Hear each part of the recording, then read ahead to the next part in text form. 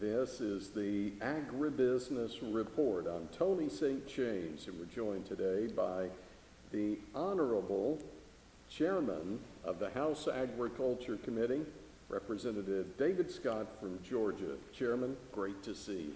Oh, it's great to see you too, Tony, and I'm delighted to be with you and the All Ag Radio Network. This is my first time, and so I'm quite honored that you've got me on.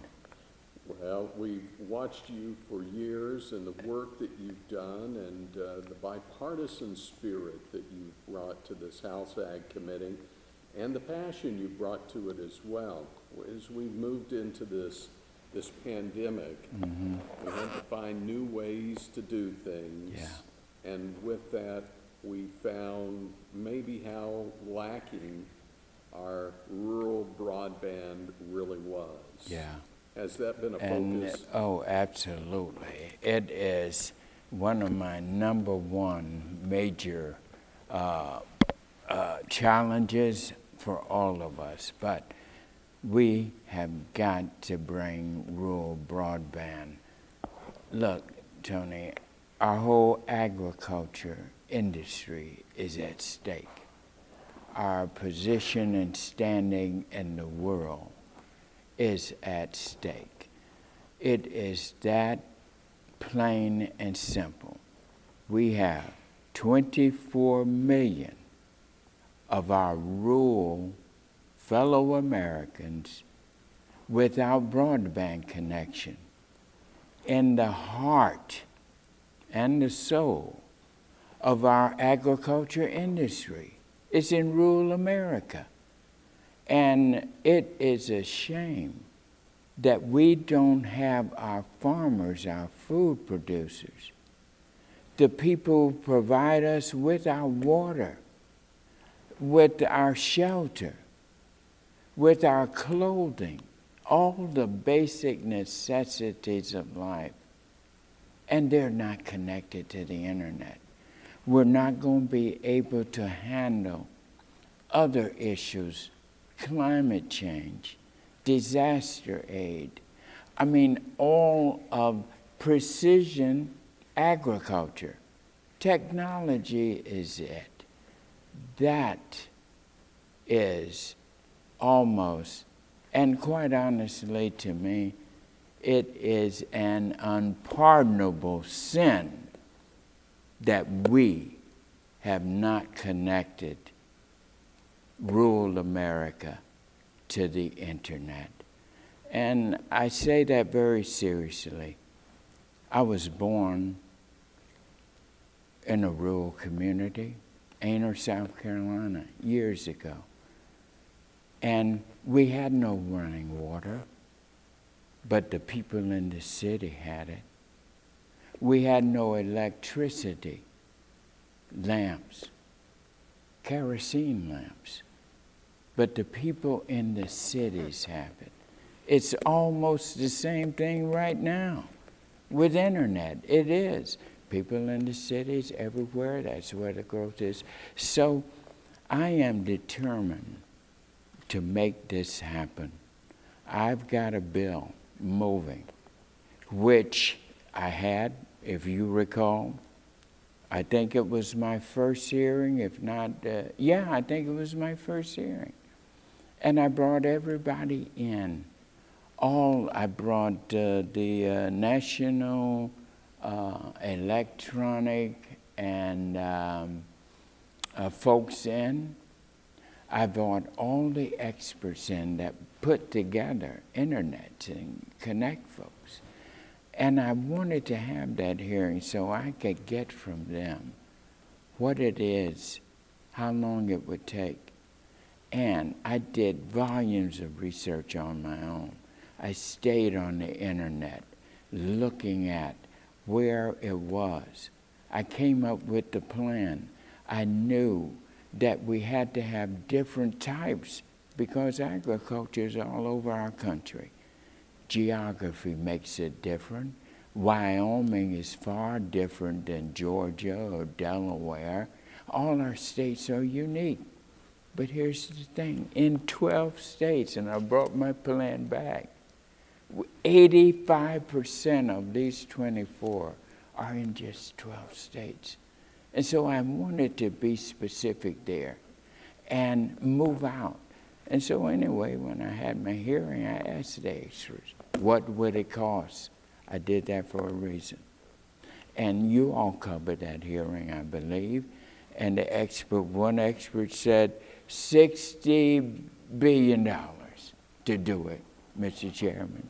And it went on, and another one said $150 billion, which says this: we don't know. But I wanted to put a time frame on it that we could get it done by a certain time. And when you put a time frame on it, and you put that time frame into law, and then you get the amount of money that you really need. And so I got a bill where we've got the time frame in. I hope to get this bill marked up before the August break so that we know how much it's going to cost, where it's going, and I want to do it before this year ends, because next year's budget starts October 1. And then we could have that. And then a date certain. I'm willing to say the date certain to get it to all 24 people. Could be, we could work on that. I don't want to put it so tight we can't get it done. But by the same token, we have experts all over the place with the amount of money and where we go. So the legislation is to gear us together. Stop talking about it and say, here's what we want to do now. We know where the 24 million people are. And so hopefully we can get that bill out. And I think we're going to have a markup on it. Catherine, when are we going to have that markup? July 13th. So please stay tuned. Tell all the All Ag Network, stay tuned. We are going to bring rural broadband to our rural communities. Our farmers deserve it. It's a part of our food security. By the way, congratulations on being the new chairman Thank of the you. House Agriculture Committee from Georgia. Mm-hmm. And as we conclude, just a couple of minutes left, but an opportunity. We've obviously identified broadband, but are there a couple of other areas that you're focused on? Yeah, I am really focused on the rural broadband, climate change, getting a disaster aid bill that is apart from the regular appropriations process. That ain't working. You get the money too late. People don't. We've had a rash of suicides among our family farmers. I was born on a farm, as I told you. That farm means so much to a family. And then when you see it just crumble before your eyes, the heartbrokenness.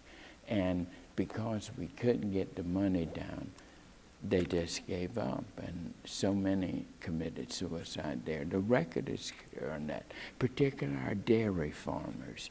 And so I want to set that bill up where we can set aside and have the Secretary of Agriculture have him a little fund set aside where we, at least when the storms are raging, the fires are coming, the floods, and our farmers need that help now, not next year. Some had to wait 2 years. Some of them ain't even got the aid yet.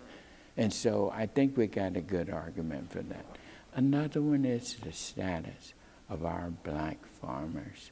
Look, Tony, just this past week, we had this group that's out there trying to destroy black farmers. They've got now this suit in to the court system to take away and deny the little help we're giving to our farmers, the $4 billion for loan forgiveness. Now keep in mind why this is so poignant. white farmers own 98% of all the farmland. Black farmers own just 1%. Why in the hell you want to stop Secretary Vilsack and Congress and the President of the White House?